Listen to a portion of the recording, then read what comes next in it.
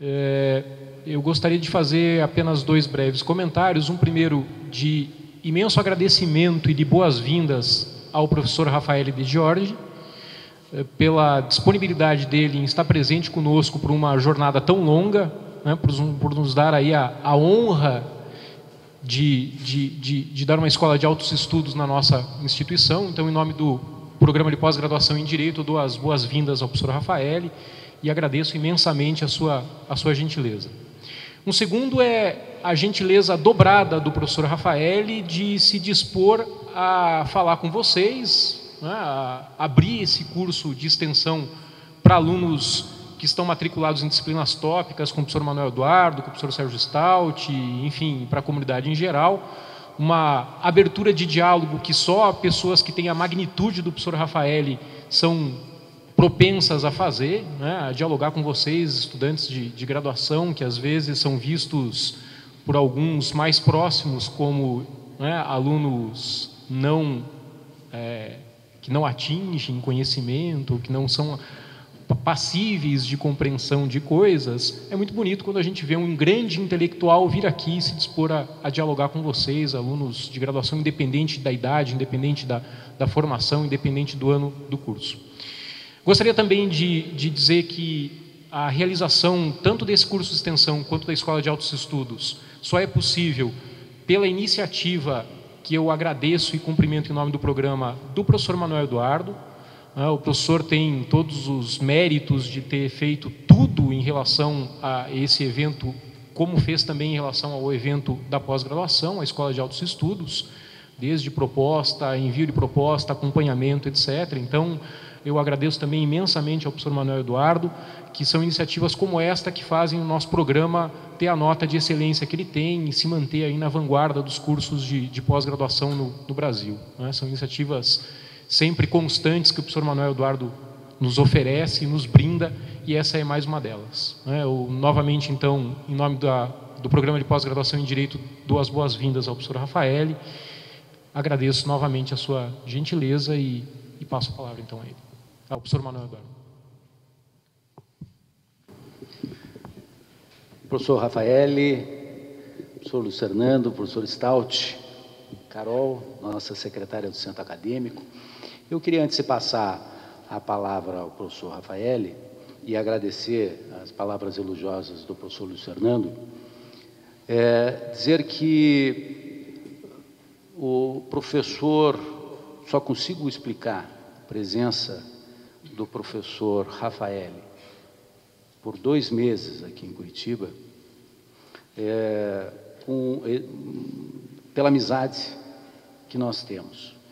E hoje me lembrava de uma história do Júlio Cortázar, que não podendo estar numa exposição de fotografias de um brasileiro, amigo seu, uma exposição de fotografias de Paris, na década de 80, Alessio Andrade, ele manda um bilhetinho ao Alessio Andrade, dizendo fundamentalmente o seguinte, não me lembro bem, mas mais ou menos o seguinte, dizia o seguinte, falou assim: Alessio, lamentavelmente não vou poder estar com você, mas quero que você, na vernissagem, toda vez que tome um esbarrão de alguém, você retribua esse esbarrão com um tapa nas costas, porque esse esbarrão sou eu lhe tocando e quero que você toque alguém para que eu sinta você me tocando. E termina dizendo, nesse pequeno bilhete, termina dizendo o seguinte: a nossa amizade funciona como uma cruz, um X, cuja intersecção se dá fundamentalmente pela sensação mútua de pertencimento, de lealdade da nossa amizade. Eu só consigo justificar a presença do professor entre nós por conta precisamente desta extraordinária sensação de pertencimento que sentimos desde sua última estada aqui.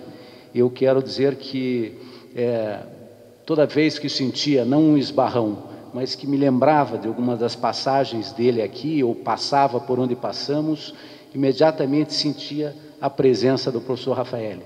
E estou certo que quando ele foi para a Itália, o mesmo deveria acontecer. Permanentemente nós estávamos dialogando via Skype e sentia que, de fato, o Oceano Atlântico não é tão grande para nos deixar distantes.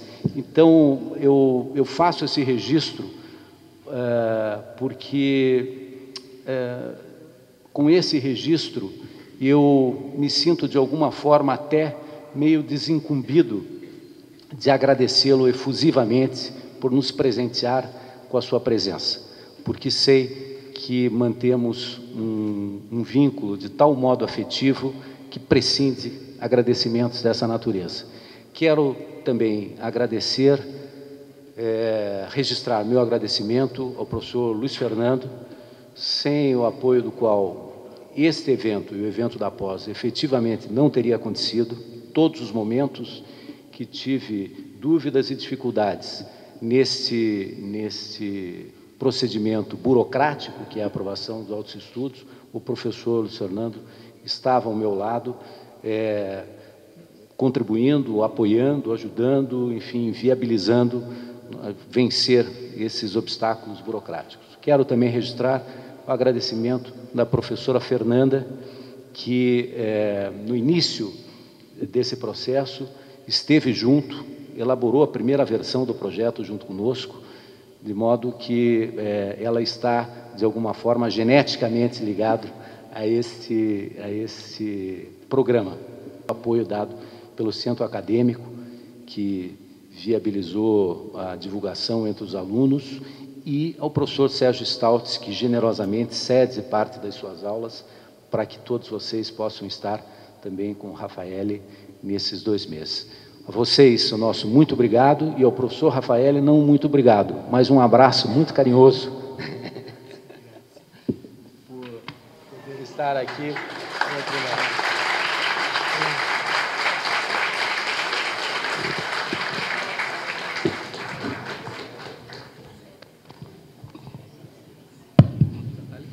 Nós vamos deixá-lo aí? Obrigado. Obrigado. Obrigado.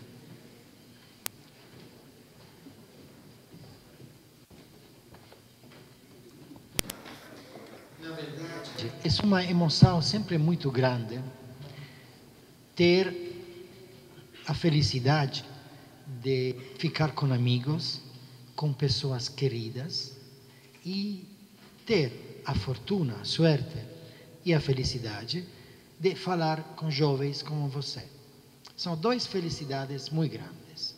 E com esta emoção e com este sentido, quisiera empezar esta série de encontros com você e pedir a todos vocês a paciência de aceitar minhas dificuldades em falar a sua língua, minhas dificuldades em organizar os conceitos e minhas dificuldades em ter alto o nível da sua atenção. Bom, com estes sentidos, boa noite a todos e espero que podemos aceitar-nos reciprocamente. As palavras que foram ditas agora são palavras de um carinho inestimável que acrescentam a emoção. Por que uma iniciação na teoria dos sistemas? Por quê? Porque ter a expectativa que jovens como você podem ter interesse na teoria dos sistemas. Por quê? Cada um de vocês tem interesses tão diferentes, tem expectativas diferentes, emoções diferentes. Como pode-se construir uma sincronização através da comunicação que vamos tentar de fazer agora, nesse momento, nesse lugar? Como pode ser que pode acontecer que eu falo com todas as dificuldades que você pode entender, e que cada um de vocês entende o que eu quero dizer. Como pode acontecer que, nesse momento, a nossa capacidade de entender pode ser sincronizada através de palavras que não tem nada a ver com o que cada um de vocês está esperando nesse momento? Em outras palavras, como pode acontecer que nós podemos entendernos?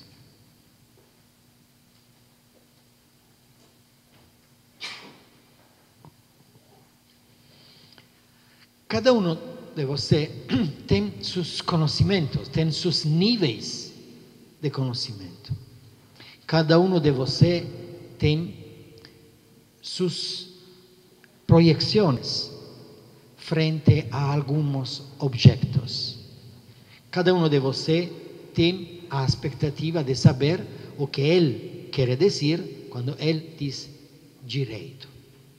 Assim como cada um de vocês tem a expectativa de ter claridade sobre o que ele quer dizer quando ele diz sociedade. E cada um de vocês tem a expectativa de saber o que ele quer dizer quando ele diz política. Na verdade, cada um de vocês, cada um de nós, tem sentidos diferentes sobre política, sentidos diferentes sobre direito, sentidos diferentes sobre o que é o sentido das palavras política, sociedade, etc.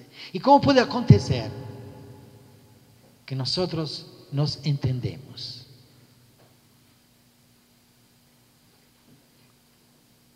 Como? Na realidade, cada um tem seus sentidos, pero na realidade acontece que nós podemos dizer: entendi, não entendi, você não entendeu o que eu estava dizendo, etc, etc. E através de esforços, através de expectativas desilusionadas de entender-se, a sociedade se reproduz, continua.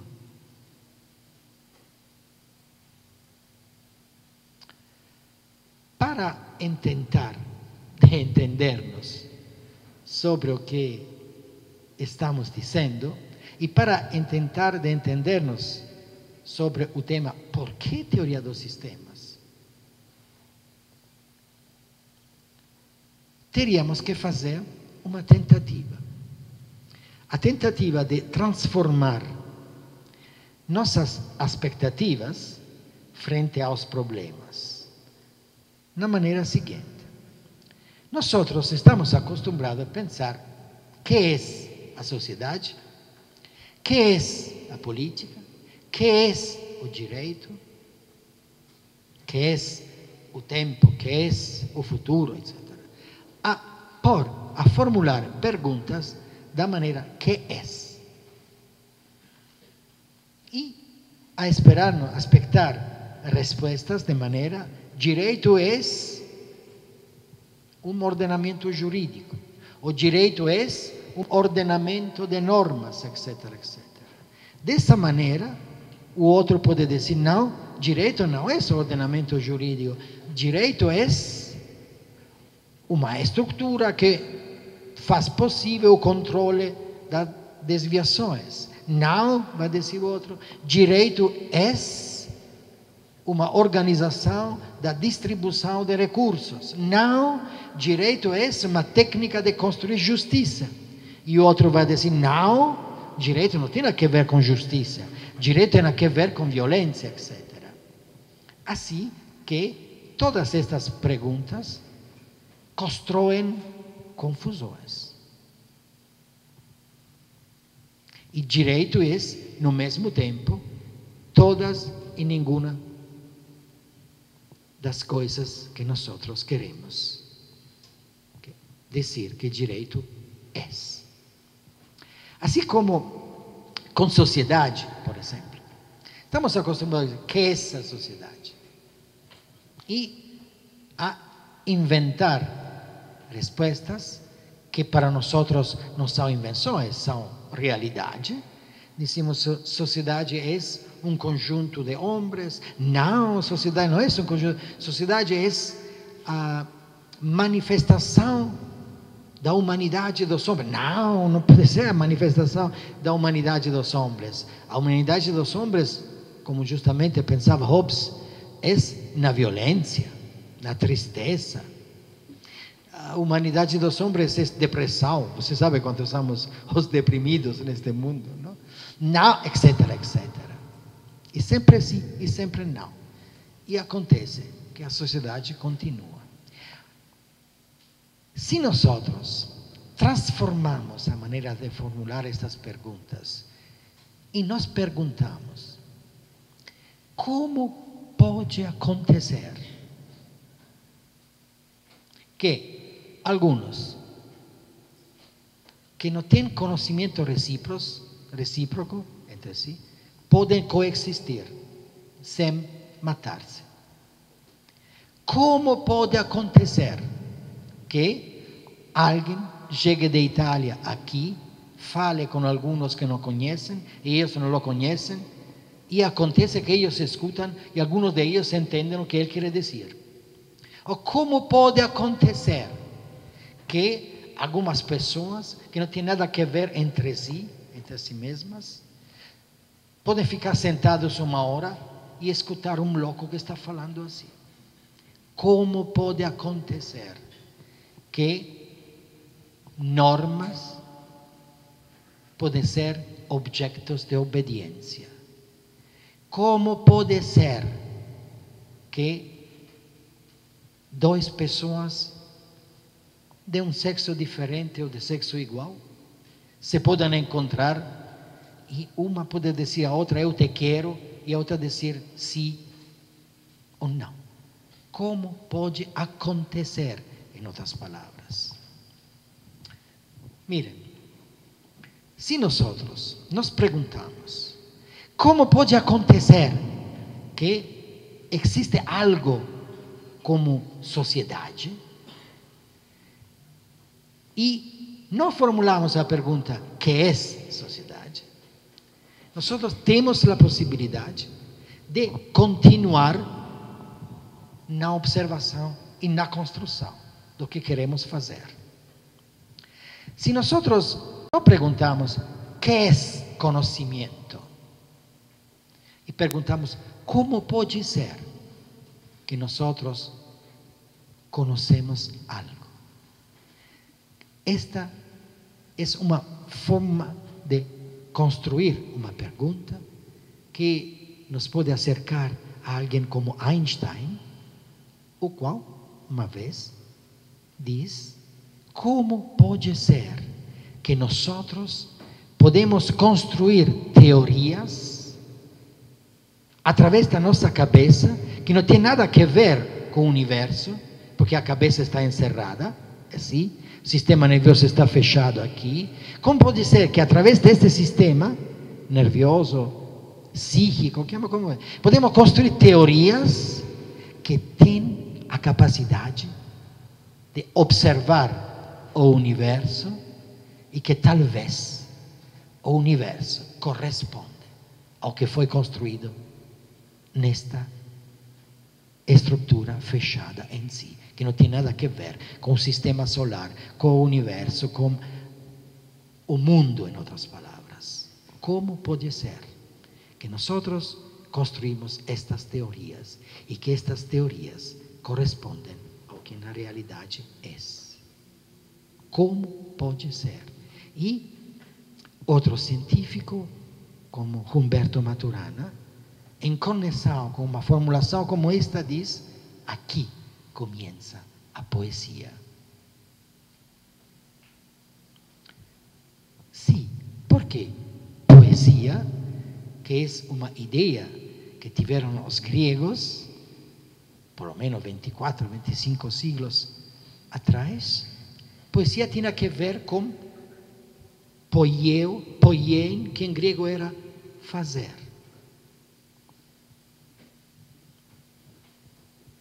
E na realidade, o que nós fazemos através do que nós chamamos conhecimento é fazer algo, produzir, em outras palavras. E se utilizamos uma perspectiva como essa, segundo a qual conhecer é fazer algo, já nós somos um pouco mais na frente, mais adelante, frente às velhas teorias que, formulando a pergunta que é conhecimento, não tinham a possibilidade de dar uma resposta. E todas as velhas teorias têm em si esta incapacidade constitutiva, genética, de formular respostas. Porque todas as respostas são verdadeiras. E este é um paradoxo. Não pode ser que todas as respostas são verdadeiras. Como eram construídas as velhas teorias? Tinha um defeito de construção. Como os homens, nós também somos resultado de defeitos de construção. Pero, entre nós podemos dizê-los. Como eram construídas estas velhas teorias? Elas tinham como ponto de partida uma ideia que nós aceitamos sempre, segundo a qual existe um objeto que é o objeto do conhecimento. Parece natural. Eu quero conhecer a natureza, e a natureza é o objeto do conhecimento. Eu quero conhecer o direito, e o direito é o objeto do conhecimento. Eu quero conhecer o homem, e o homem é o objeto do conhecimento. Então, todas as teorias estavam construídas com esta ideia, esta perspectiva, o que se chamava o subjeto e o objeto.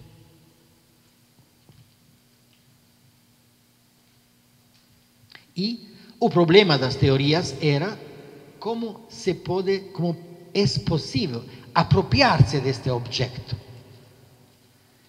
Porque a ideia que estava na base da construção da teoria era a ideia segundo a qual existe uma distinção entre o sujeito e o objeto. E quando uma teoria, por exemplo, uma teoria que tinha como objeto a sociedade, estava construída de maneira diferente, se acostumava a dizer que esta teoria era ideologia. Uma construção ideológica, uma construção circular, em outras palavras. Assim que se podia dizer que o marxismo era uma ideologia construída no interesse do que neste passado se chamava classe obrera, ou que era uma ideologia porque tinha a pretensão de descrever toda a sociedade a partir da economia, ideologia. Assim, pero também se podia dizer que as ideias liberais eram ideologias da burguesia, que tinha interesse em construir outras teorias. Assim como se podia dizer que as construções de objetos que tinham a que ver, de qualquer maneira, estavam ligadas ao objeto, eram ideologias, circularidades, nas palavras.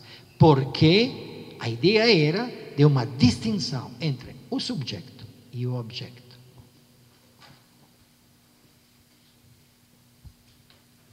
E todas as teorias do conhecimento, tentativas, o resultado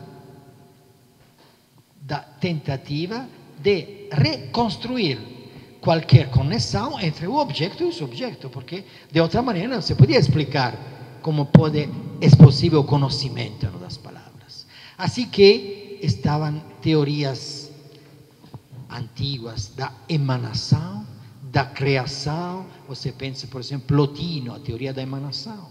Ou pensa, por exemplo, teorias como a teoria de São Tomás de Aquino, ou a teoria de Platão, por exemplo, não? A imagem da caverna, da gruta, não? Na qual passam sombras. E os homens sabem que eles veem a sombra do que eles eram, etc. Eram construções poéticas interessantes, divertentes, não? Ou aquelas de Lucrécio, por exemplo, não? Dos epicureus, ou dos estoicos,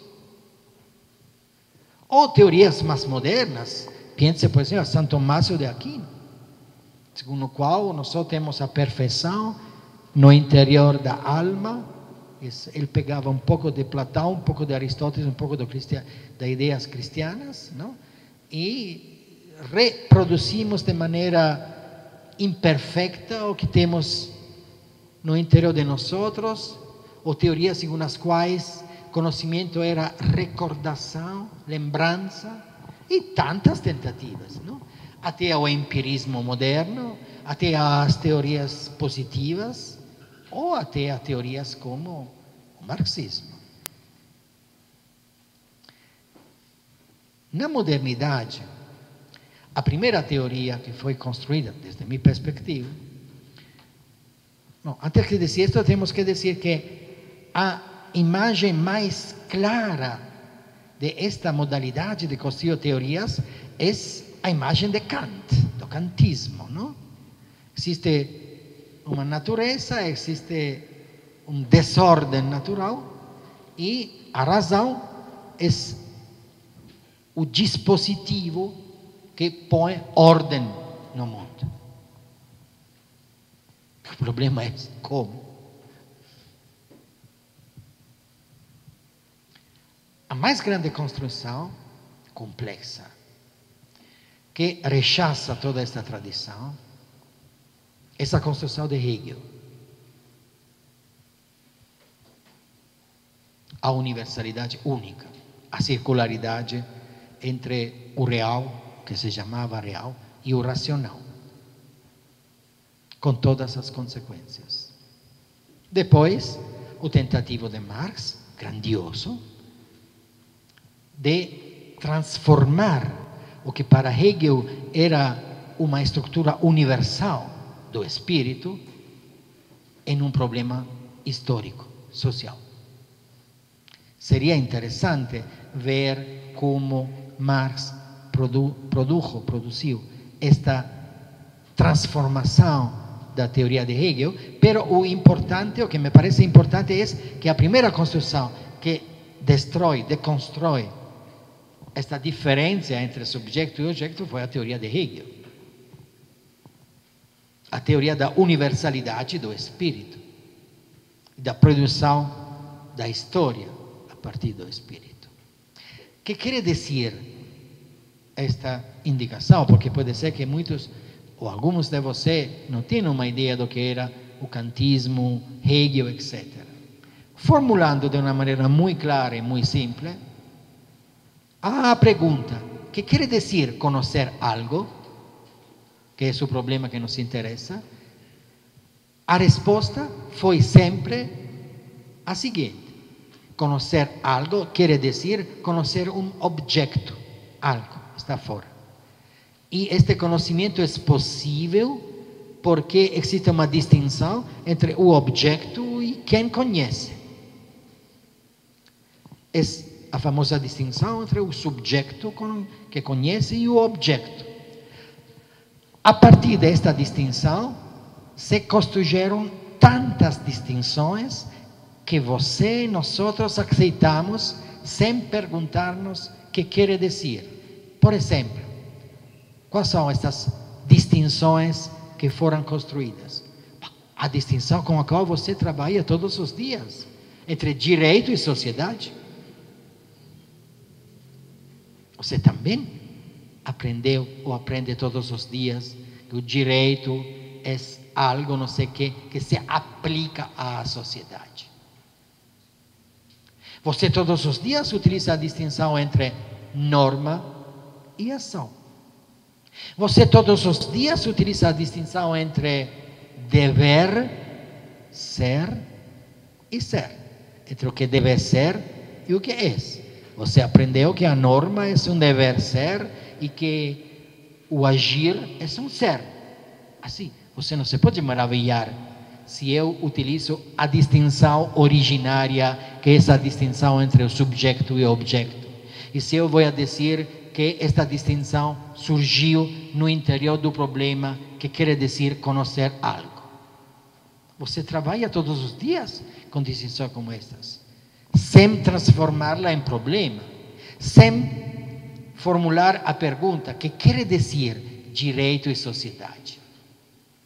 Que quer dizer a distinção entre norma e facto, como dizem os juristas?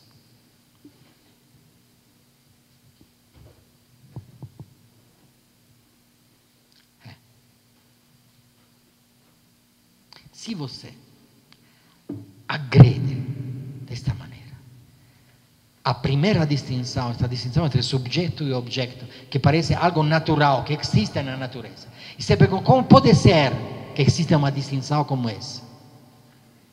Você vê que todas as demais distinções caem. Caem. Até a última distinção, que é a distinção entre sexos diferentes. Esta havia já caído.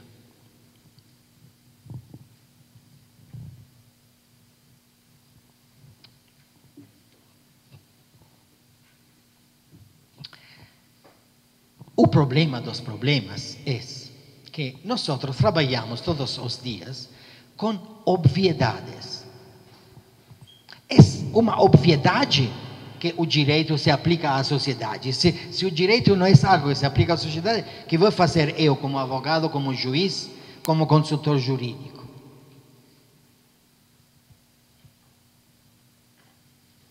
A provocação que eu gostaria de utilizar para começar estes encontros com nós outros e para prover uma resposta à pergunta: por que a teoria dos sistemas?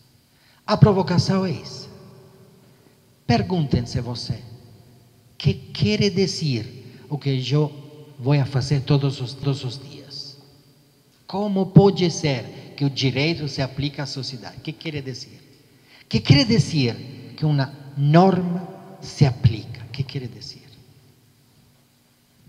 Você vai ver que foram inventados milhares de caminhos possíveis para atribuir sentido a afirmação como esta que não tem sentido, a aplicação do direito à sociedade. O que quer dizer?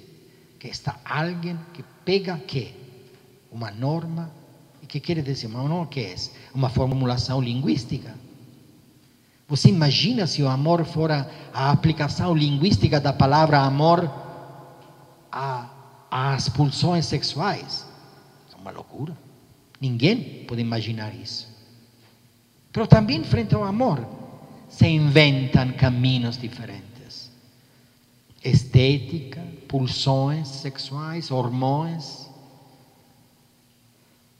anos, idades, siglos, desejo, prazer, são milhares destas invenções para solucionar um problema que está mal construído. Como o problema está mal construído. E está mal construído não é um juízo moral. Claro, não é que eu tenho uma construção melhor do mesmo problema.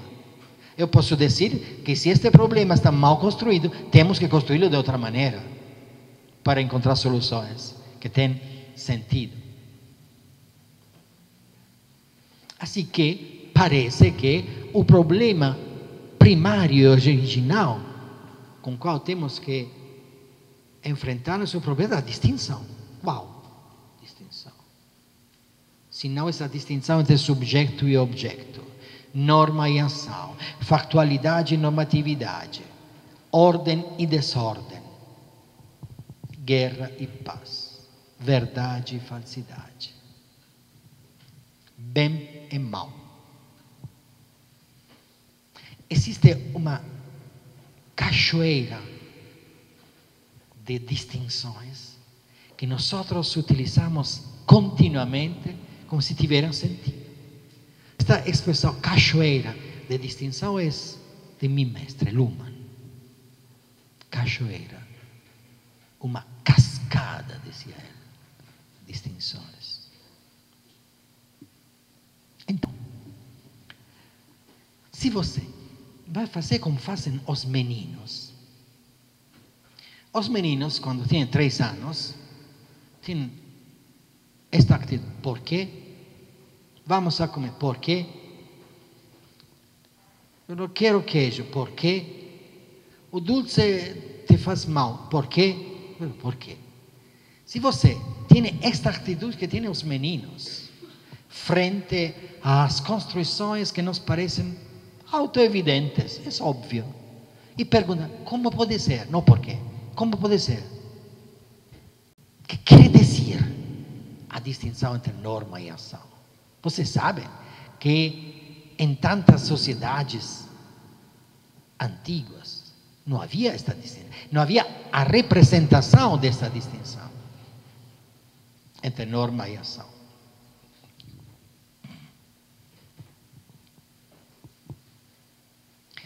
Então,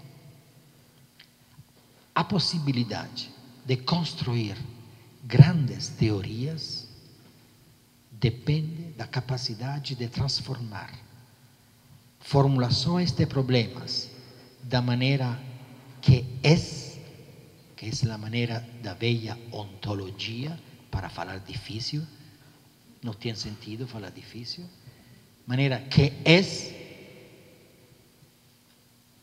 transformá-la na maneira como pode ser. Se você formula uma pergunta, que é o fundamento do direito? Mira quantas monografias, quantos títulos, quantas carreiras, quantas correntes filosóficas e coisas, que é o fundamento do direito. A transforma. O que quer dizer fundamento? E você imagina que algo, para funcionar como fundamento, precisa ser algo muito estável. Então, algo estável é algo que tem um fundamento. Como pode ser que existe algo que é fundamento do direito e para ser o fundamento ele não pode ter o fundamento, outro fundamento? Então, o fundamento do direito tem que ser algo que não tem fundamento. Só isso pode ser o fundamento do direito. E, na verdade, o fundamento do direito não tem nenhum fundamento. Você vai ver que as respostas que o velho pensamento, a velha maneira de pensar, a velha estrutura do pensamento, as respostas que podia prover, fornecer, dar, indicar, não? Como universais, na realidade, eram paradoxos, como o do fundamento. O paradoxo do fundamento, que pode ser fundamento porque não tem nenhum fundamento. Ou o paradoxo da razão,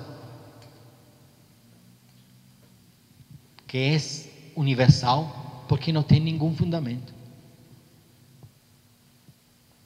A razão não tem razão, em outras palavras, para dizer de si que é razão única, porque é ela que afirma tudo isso. Não são outras razões que atribuem esta capacidade à razão. Dizem, não, você é essa razão universal. Eu precisaria de outras razões.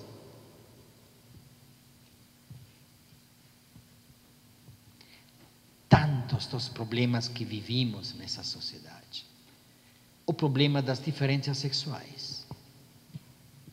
Os problemas das diferenças entre aqueles que têm possibilidades e aqueles que não têm possibilidades. Os problemas das outras razões. Os problemas dos outros direitos. Os problemas dos outros. Os outros, os demais. São demais porque nós consideramos a nós mesmos como algo que não é demais. A ideia do povo, por exemplo. O povo é sempre os outros, os demais. Eu nunca, graças a Deus, eu não sou povo. Assim funciona o povo, entende? Os demais. Os enfermos são os demais. Os diferentes são os demais.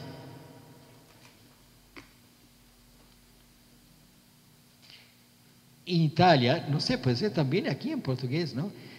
Não se pode dizer aqueles que não são hábiles, não? Diz os diversamente hábiles, para nobilitar algo que a natureza nos dá. Pero graças a Deus inventaram uma formulação correspondente. São os diversamente inteligentes, que são os idiotas, em outras palavras. Pero graças a Deus, sempre os demais. E em Itália temos tantos. Tantos, quanto você não pode imaginar. Quando falo de Itália, o meu filho me diz sempre: cuidado porque te vão quitar o passaporte. Vamos a Deus. Até quando tenho a esperança de poder obter outro em outro lugar, podemos dizer o que pensamos. Então, existem outras possibilidades. Só que estas outras possibilidades não precisam ser consideradas como outras possibilidades, mas como possibilidades.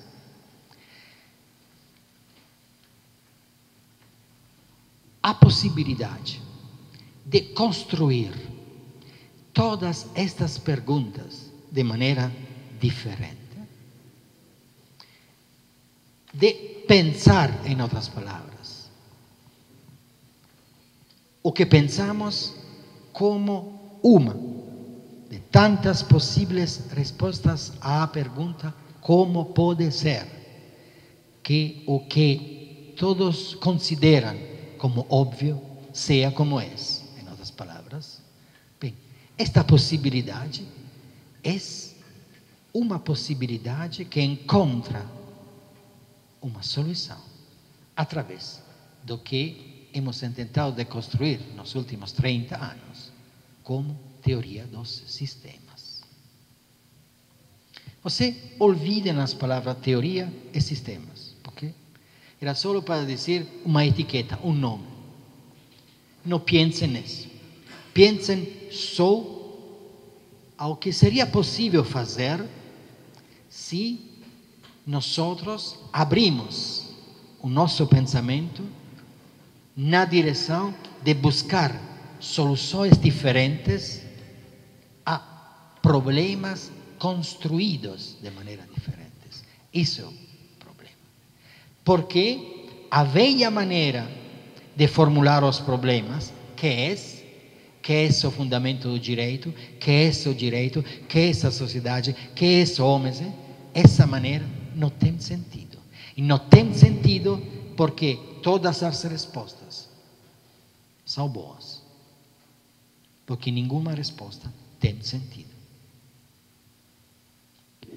Dessa maneira, podemos, frente ao direito, perguntar-nos: como pode ser que o direito opera? Frente à sociedade, podemos perguntar-nos: como pode ser que, aun se os homens não têm nada a ver um com o outro,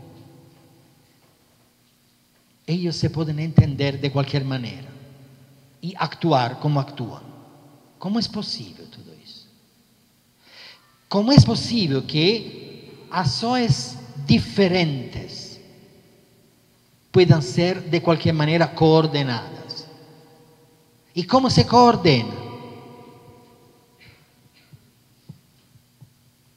Como pode acontecer que se produz compreensão em uma estrutura como uma classe como essa? Como pode ser que os homens, os particulares, que não têm conhecimento do direito, actuam como actuam? Como pode ser que nós aceitamos algumas afirmações como verdade sem saber como han sido produzidas? Como pode ser que aceitamos uma decisão de alguns em razão de um poder que não sabemos como opera e como é? Como pode ser que nós pensamos em uma opinião pública sem saber o que pensam os demais? Como pode ser, etc, etc. formular, en otras palabras, respuestas a todas estas posibilidades, es algo que implica uma construção da teoria de maneira totalmente diferente das modalidades nas quais foi construída a teoria e foram construídas as teorias nesse passado que pensamos. Vocês estão cansados? Estão dormindo? Não? Podemos continuar? Não estão perto do suicídio? Não? Podemos continuar. Vamos. Então, não. Podemos continuar até quando eles sobrevivem e até quando têm resistência e paciência. 15 minutos. Bem. Tudo o que até agora dizemos sobre velha maneira de formular perguntas, etc., faz parte da tradição do pensamento europeu moderno. Na Europa foram desenvolvidas as categorias, as referências do pensamento que nós utilizamos. Foram desenvolvidas as ideias de uma organização da sociedade através de uma organização política das decisões, e este se acostumbra a chamar Estado, assim como se acostumbra a considerar o Estado uma organização que funciona com base no direito, assim como se acostumbra a considerar o direito como uma organização de uma autodelimitação do poder e de uma autodelimitação da força e da violência, através do atributo legítimo à violência e à força. Esta tradição tive um nível mais alto, o momento mais alto da sua formulação, no que somos acostumados a considerar como aclarecimento, iluminismo. No iluminismo foi construído o espaço de uma razão universal. Essa razão era universal no sentido que ela permitia a todos acceder a ela. Assim que, através dessa possibilidade de um acesso universal à razão, foi possível democratizar a política. Democratizar a política não quer dizer que todos participavam da política, mas a fazer possível pela política tomar decisões por qualquer problema, em todos os lugares da sociedade. E, no mesmo tempo, foi possível eliminar o privilégio como ponto de referência da construção jurídica. E com a eliminação do privilégio foi possível permitir a todos o acesso ao conhecimento. Escolas, formações, se chamam estas. Estas condições deram a possibilidade de pensar em um futuro melhor da sociedade. A possibilidade de pensar em um futuro que podia ser construído por todos. E na possibilidade de uma igualdade e de uma liberdade para todos.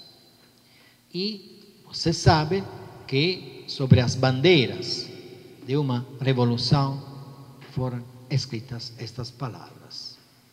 Com a hermanidade, a história é totalmente diferente, porque a hermanidade foi olvidada imediatamente.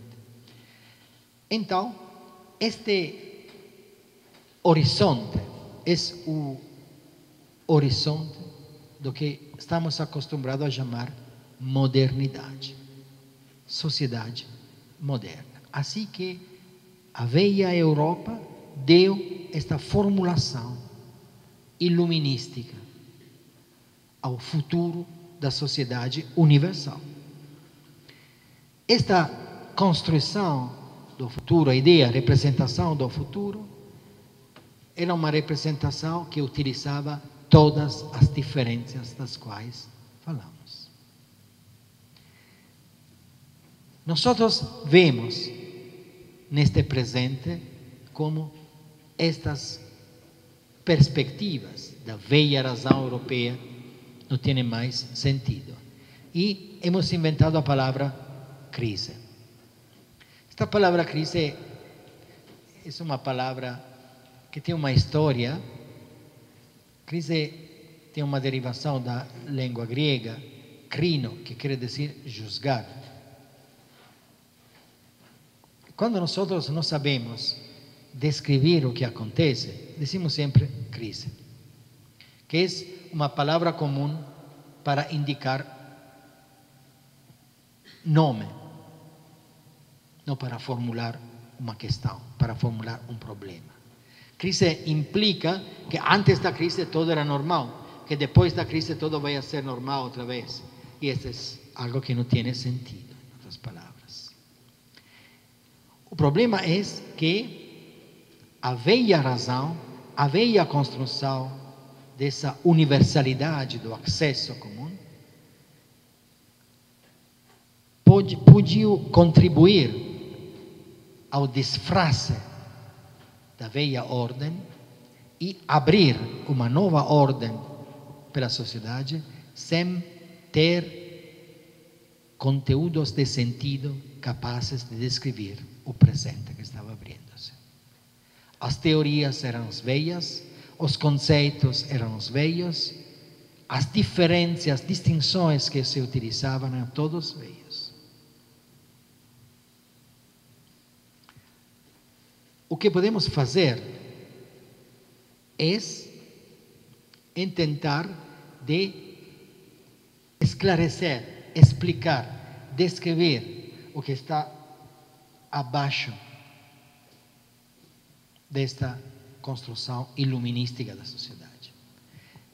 Esta construção iluminística do presente e esta projeção no futuro da sociedade já acabaram. E a capacidade explicativa dessas teorias também acabou.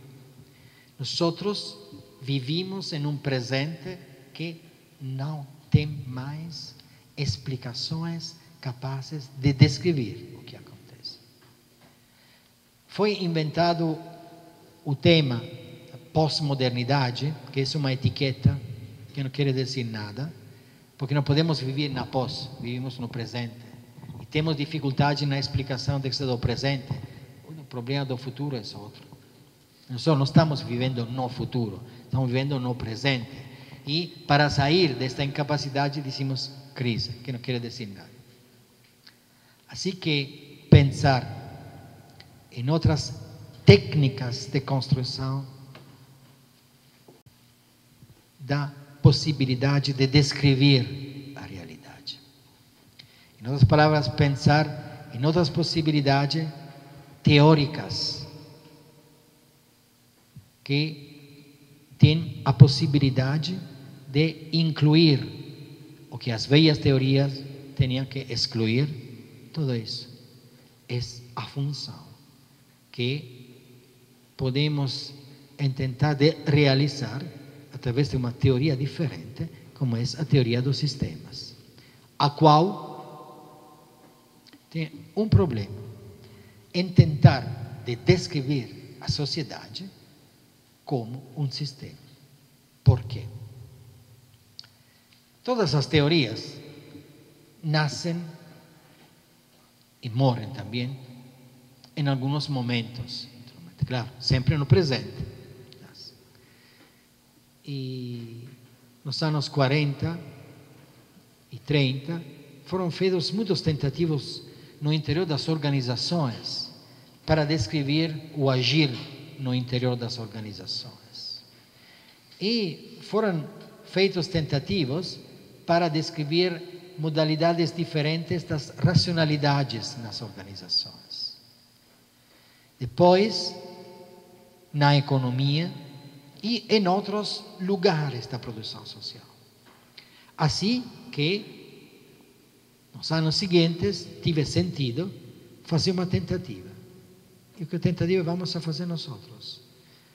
Descrever a sociedade como um sistema. Isto quer dizer construir uma teoria que não tem nada a ver com todas as teorias das quais estamos falando. Uma teoria, em outras palavras, que utiliza outras distinções e não as distinções do velho pensamento europeu. A expectativa é que, através dos conceitos dessa teoria, você pode ver como opera o que você tem todos os dias nas mãos, por exemplo, o direito.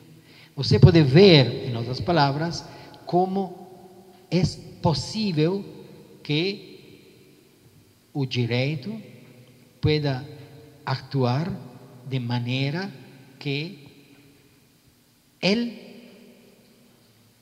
não pode dizer de si que é único, mas se pode dizer só que é um ponto de observação da sociedade, no interior da sociedade, e que pode ser sempre diferente de como é.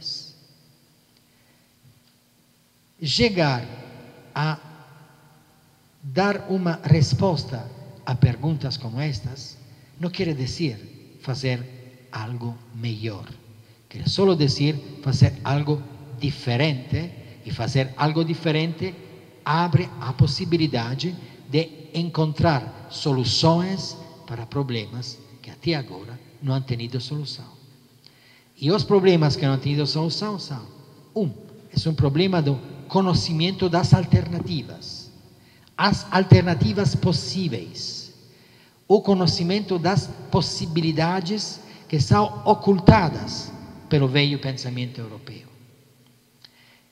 Na realidade, nós vemos nesses últimos anos como o velho pensamento europeu já acabou sua função. E essa coisa você pode ver não só na assim chamada crise financeira europeia, sino na falta de conceitos capazes de explicar o que acontece. Esse é o problema. E a tentativa que fazemos é ver se, através de outros conceitos, podemos descrever de maneira diferente, que não seja utilizar a palavra crise, o que acontece. Crise dos jovens, crise dos matrimônios, crise da família, crise da medicina, crise da ciência, crise da Europa, crise financeira, crise do capitalismo. São todos nomes que não dizem nada. A tentativa que queremos fazer é, sim, outro pensamento, outra maneira de construir as teorias, outra maneira de construir as distinções, nos dá a possibilidade de ver o que, através das veias, não podemos ver. Essa é uma tentativa. Vamos a fazê-la, tentamos de fazê-la com você. Eu tenho a esperança que todos vocês possam contribuir em ver de outra maneira o que agora vemos com os olhos ao passado e não ao futuro. Isso. E basta. Obrigado.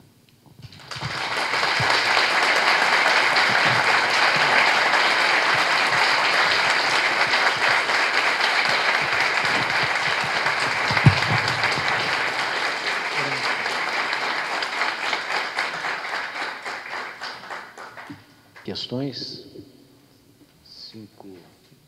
10 minutos.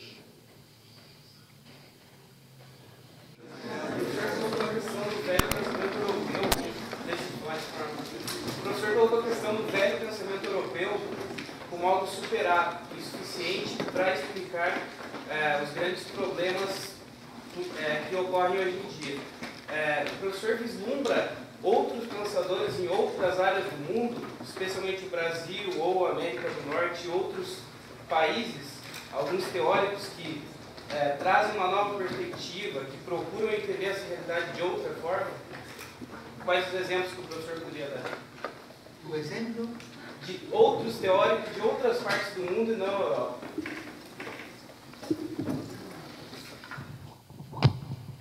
Mira, existem muitas tentativas, muitas possibilidades também. Eu não sei se estas possibilidades estão teoricamente organizadas. Existem possibilidades, por exemplo, do crescimento sostenível. São tentativas. Existem outras possibilidades, por exemplo, de uma economia ética. Existem outras possibilidades também de uma organização dos excluídos do mundo. Existem versões radicais na economia, no direito, na justiça, por exemplo. O pensamento comunitarista, o pensamento antropológico também. Existem tantas dessas possibilidades. O problema, da minha perspectiva, é diferente. Cada uma dessas possibilidades, são teóricas, não põe o problema. A sociedade é única. Assim que qualquer construção de uma solução, de um problema, não pode prescindir da formulação do problema sociedade. Pode ser que no futuro uma destas diferentes perspectivas vai a poder se impor no mundo inteiro. Pode ser, como foi com a velha perspectiva europeia, não? Nos últimos 3 siglos, 4 siglos. Pode ser, mas nesse momento eu não conheço e tampouco vislumbro uma teoria universal. Esse é o problema. Soluções locais, sim. Soluções locais que têm a pretensão de ser universais também. Pero construções universais do que é social, ou do que é essa sociedade, eu pessoalmente não conheço. Se, por exemplo, não sei o pensamento de alguém como Amartya Sen, ou Walzer, tantos nos Estados Unidos, existem tantas construções. Pero elas ou utilizam velhas categorias ou são locais. Não? Isso eu acho que é um problema, um defeito de construções da teoria. Não? Porque os problemas são universais. E qualquer construção precisa considerar o que a tradição semântica produzido, naturalmente. Porque não se pode fazer assim e acabamos com tudo. Claro, não? Porque sempre uma tradição semântica tem em si todas as aquisições anteriores. Está tudo aí. Não? Eu acho que podemos ter a ilusão de destruir tudo. Isso é ridículo.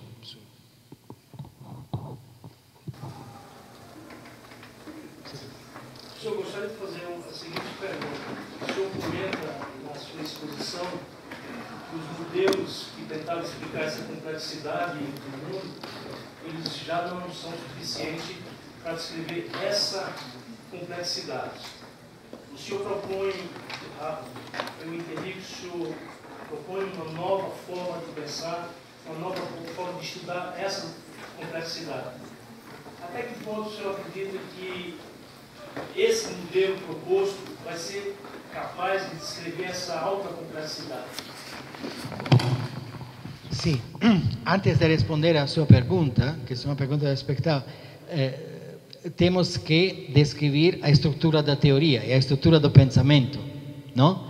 Porque esta pretensão está na estrutura do pensamento. Esta quer dizer na construção da teoria, porque a teoria que tem uma pretensão como essa tem que demonstrar sua capacidade de transformar-se com a transformação da complexidade. Só a essa condição ela tem potencial para descrever a complexidade. Não? Mire, temos que fazer alguns passos conseguintes, não? Graduais. Primeiro, a estrutura da teoria. Qual? Por quê?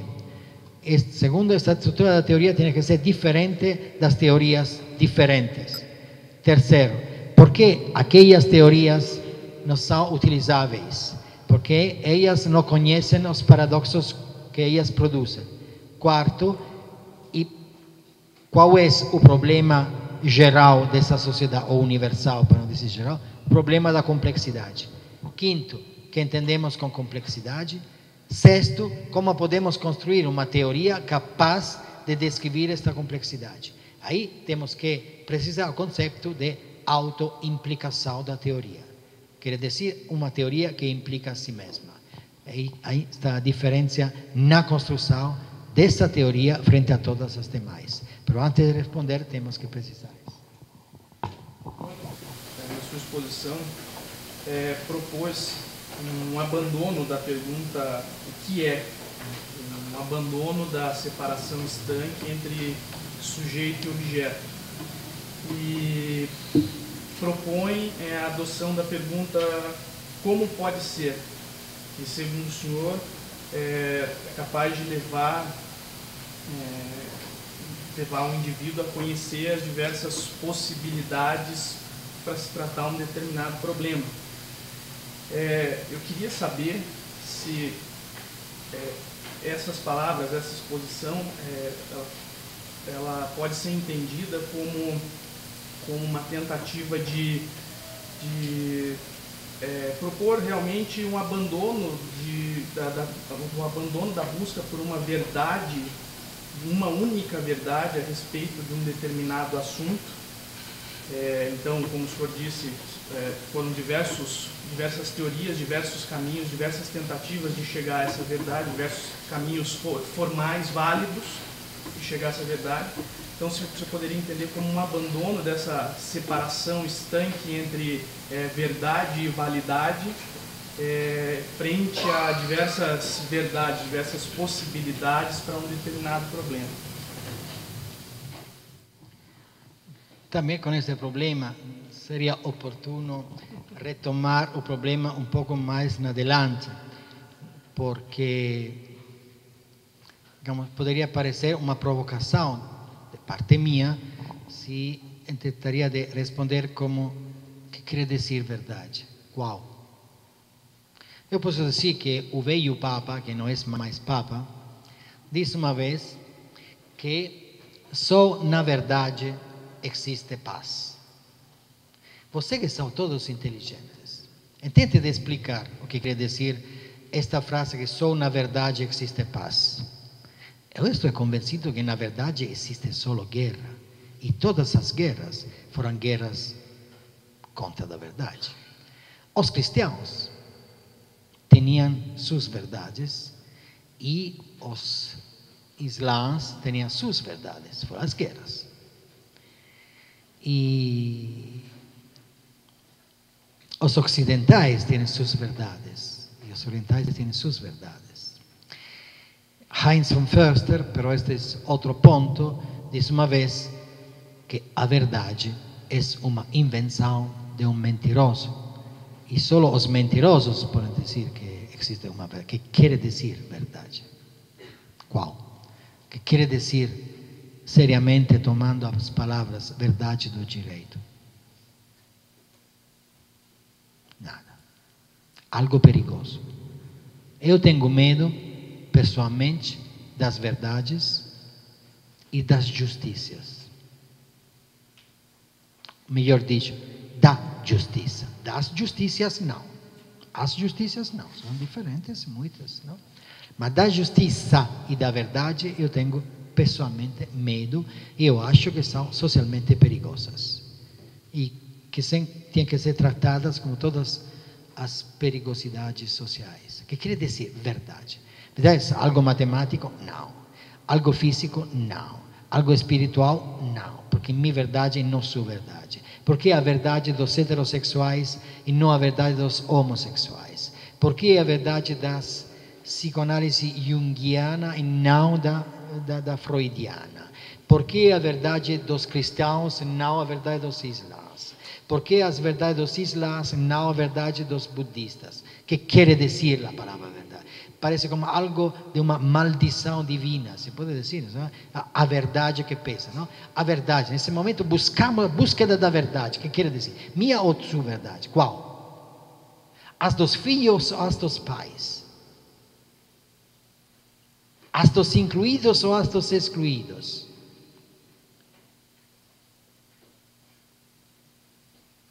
Eu acho que são os fundamentalistas de qualquer religião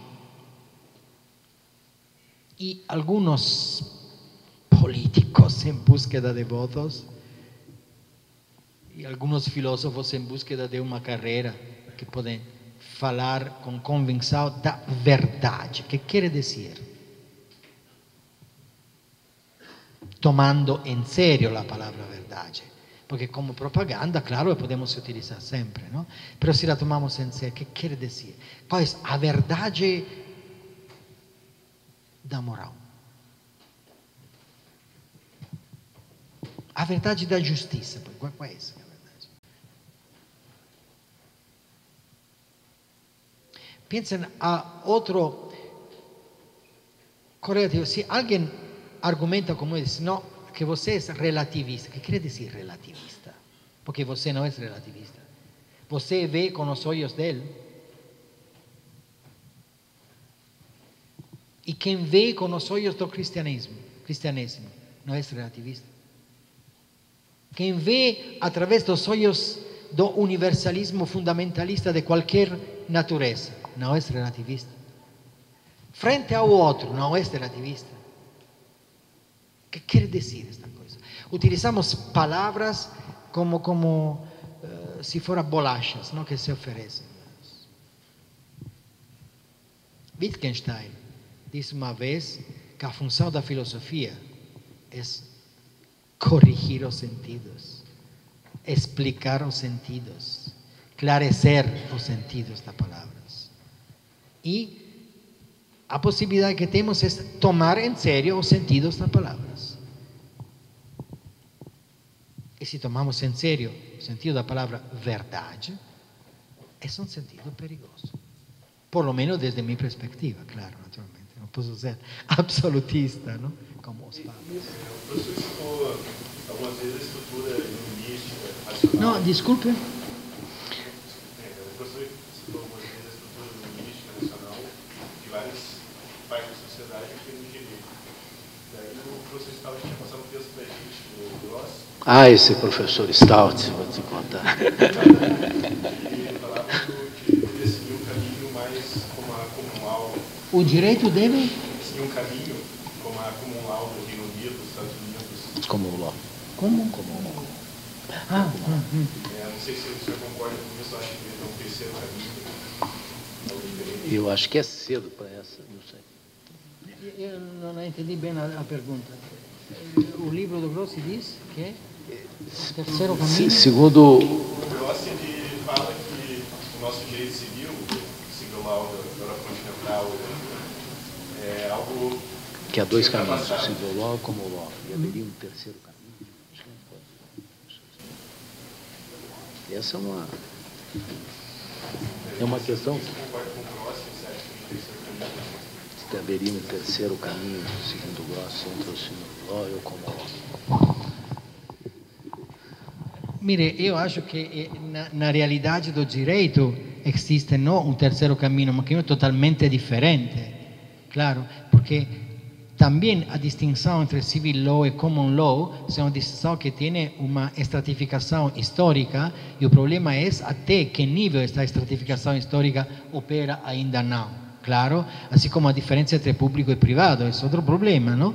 Aí onde chega esta distinção de maneira operativa. As transformações do direito são transformações de uma privatização de aspectos publicísticos e publicização de aspectos privatísticos. O problema é a estrutura do Estado, continua sendo a estrutura do Estado que utilizava a distinção entre público e privado? Eu não sei, eu acho que não. Claro, e se você gosta da palavra crise, digamos, referência da crise do Estado, se fosse a única que se pode dizer em crise, não? Nós vamos concluir por aqui. Eu quero dizer que começamos muito bem, né? Começamos no terreno da ontologia e da epistemologia. Há um teórico inglês que chama Alan Norrie, que diz que o nosso ponto de partida deve ser não o que o direito diz que é e não é, mas aquilo que o direito é e diz que não é. Nós começamos bem porque começamos já mirando, já tendo como uma leitura inicial que nós vamos trabalhar nesse terreno não do que o direito diz que é e não é, né? Esse foi o primeiro passo e eu saúdo esse passo. E quero dizer que daqui, olhando vocês, eu também saúdo muito essa oportunidade, porque imagino que esse é o sentimento dos professores que estão na bancada. É de fato um privilégio estar aí, né, nesse início desse caminhar do direito, tendo como protagonista o professor Raffaelli discutindo, caminhando conosco nesse terreno da ontologia e da epistemologia do direito. É de fato esse privilégio que eu gostaria de saudar nessa primeira aula e dizer que nos encontramos na terça-feira, semana que vem, de novo com o Raffaelli.